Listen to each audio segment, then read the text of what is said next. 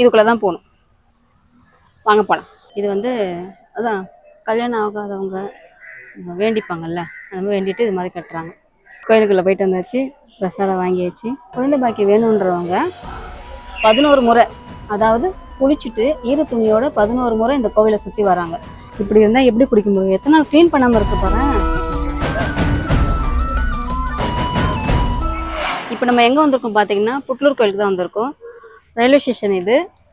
அங்கேருந்து அப்படியே இந்த பக்கம் ஒரு சந்து போகுது, இதுக்குள்ளே தான் போகணும்.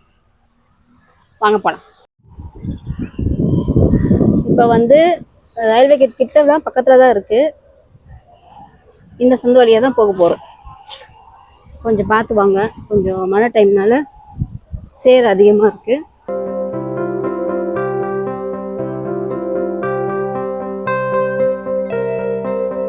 இந்த பக்கம் சைடில் பார்த்தீங்கன்னா கோவிலுக்கு தேவையான பொருளாக வைக்கிற கடையெல்லாம் இருக்குது. மெயினாக இந்த கோவிலில் பார்த்தீங்கன்னா தொட்டில் அதுதான் மெயினாக வச்சுருக்காங்க. ஏன்னா இந்த சாமி வந்து அந்த கன்சீவாக இருப்பாங்கல்ல, அந்த மாதிரி இருப்பாங்களா, அந்த சம்மந்தப்பட்ட சாமி தான் இவங்க. அதனால மோஸ்ட்லி அந்த தொட்டில் விற்கிறாங்க எல்லா கோவில்லையும்.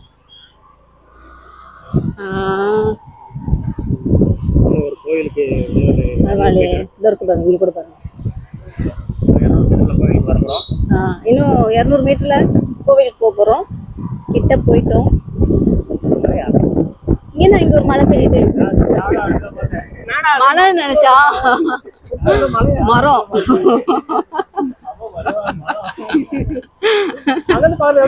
எனக்கும் மழை மாதிரி தான் தெரிஞ்சுது. இங்க ஜோசியெல்லாம் பார்ப்பாங்க, குறி சொல்லுவாங்க. ஜோசியம்னு சொல்றத விட குறின்னு சொல்லலாம். குறி சொல்லுவாங்க, அதுதான்.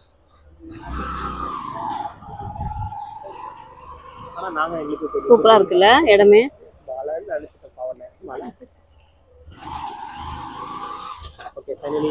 ஃபைனலி கோயில்கிட்ட வந்துட்டோம். வளையல் கடை சூப்பரா இருக்குல்ல, கடைங்கெல்லாம். இந்த பக்கமும் கடை.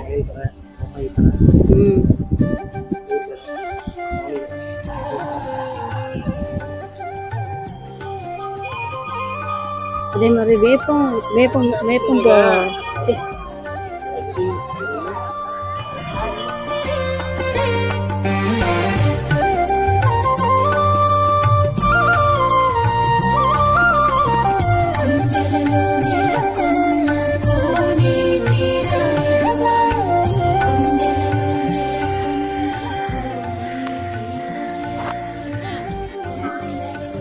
அறிவு பழக வச்சிருக்காங்க. இதுல என்ன போட்டிருக்காங்கன்னா, அது அந்த சீமந்தம்லாம் பண்றாங்கல்ல, அதுக்கு முன்னாடியே வந்து புக் பண்ணணும். சரி வாங்க போலாம்.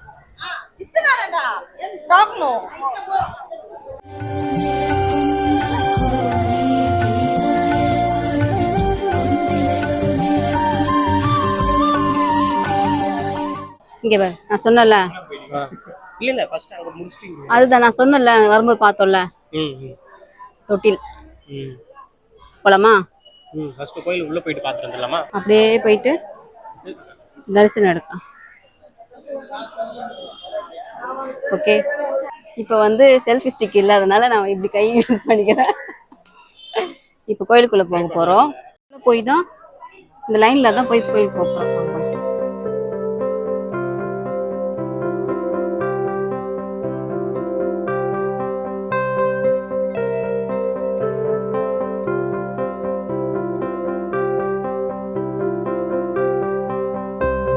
கோயிலுக்குள்ளே போயிட்டு வந்தாச்சு, பிரசாதம் வாங்கியாச்சு. வாங்க சுற்றி பார்க்கலாம். ஒரு கோயிலை ரவுண்ட் சுற்றிட்டு வந்துடலாமா? இப்போ ஒரு ரவுண்ட் சுற்றிட்டு வந்தாச்சு. இப்போ இங்கே ஒரு புத்து இருக்குது, அங்கே போகலாம் வாங்க. இங்கே தான் வந்து நான் சொன்னல அந்த தொட்டில் கட்டுவாங்கன்ட்டு, அதான் வரும்போது காமிச்சல தொட்டிலாம் வித்துட்டு இருந்தாங்களா கடையில், அது இங்கே தான் நிறைய கட்டியிருக்காங்க பாருங்க.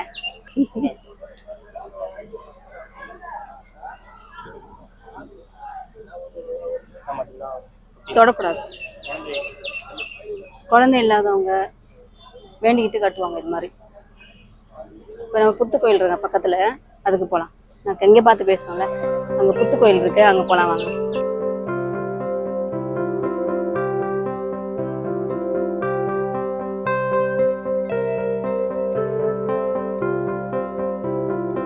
உள்ளே வந்து சாமி பார்க்க முடியாது, ஏன்னா உள்ளே வந்து கேமரா யூஸ் பண்ண கூட சொல்லிட்டாங்க. அதனால நாங்கள் மட்டும் பார்த்துட்டு அப்படியே அடுத்து இங்கே வந்துருக்கோம்.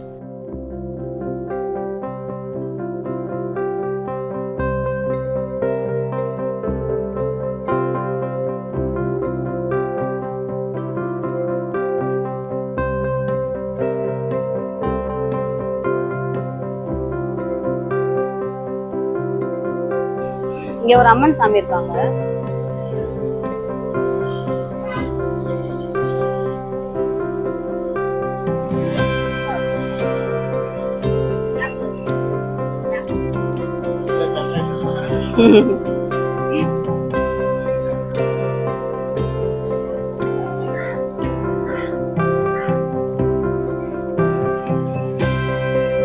இப்ப நம்ம இப்படியே போயிட்டு அந்த பக்கம் ஒரு சாமி இருக்கு, அதெல்லாம் பார்த்துட்டு வெளியே போயிட்டு இந்த கோவிலை பத்தி வரலாறு நான் சொல்றேன். ஓகேவா? வரலாறுனா ஹிஸ்டரினா வரலாறு தானே. எல்லாருக்கும் தண்ணி குடிக்கிறதுக்கு வச்சிருக்காங்க.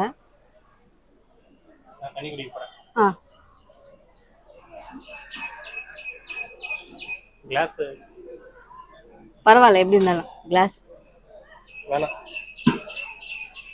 என்னாச்சு அப்படிலாம் பார்க்க கூடாது. வா இங்க வா.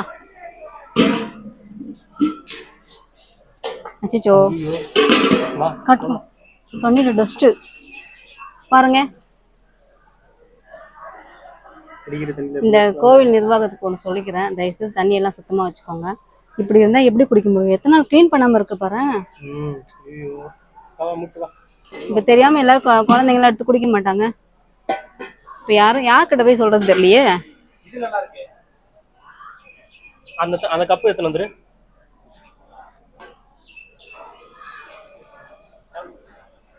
அதனால சரி அங்க இருந்தா குடிப்பாங்க, அங்க பார்த்துக்கலாம். இதனால என்ன சொல்ல வரேன்னா, தண்ணி குடிக்கும்போது பார்த்து குடிங்க. ஏன்னா நிறைய நாள் க்ளீன் பண்ணாமல் வச்சுருக்காங்க, அதுக்கப்புறம் நமக்கு தான் இன்ஃபெக்ஷன் ஆகும். வாங்க ரவுண்ட் அடிக்கலாம். இந்த ரவுண்டு அவங்க குங்குமத்துல எப்படி அடிச்சு வச்சிருக்கா, நல்லா காட்டுங்க. இங்க பாருங்க, இந்த பக்தி பாரவசல மூஞ்சி பாருங்க. இருங்க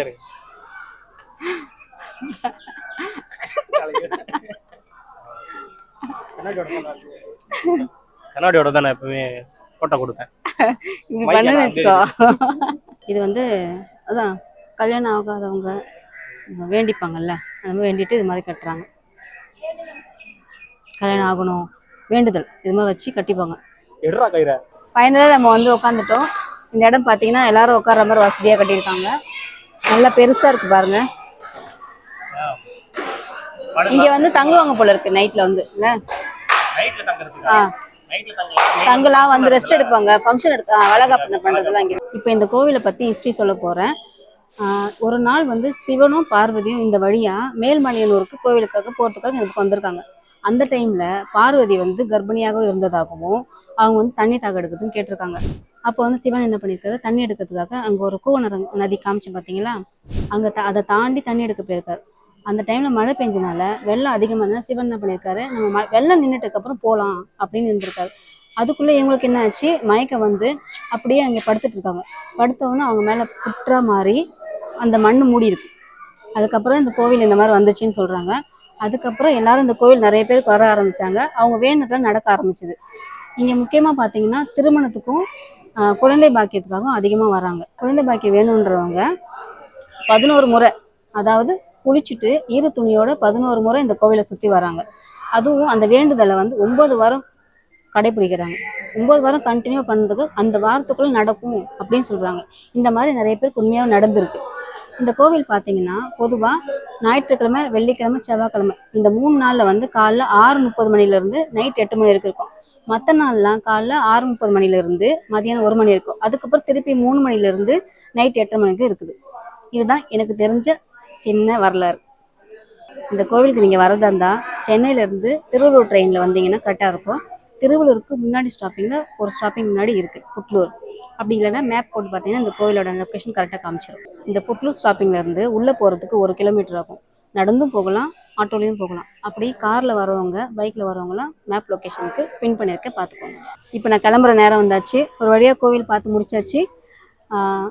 இதே மாதிரி வேறு சுவாரஸ்யமான வீடியோவில் உங்களை பார்க்குறேன். டாட்டா, பாய்.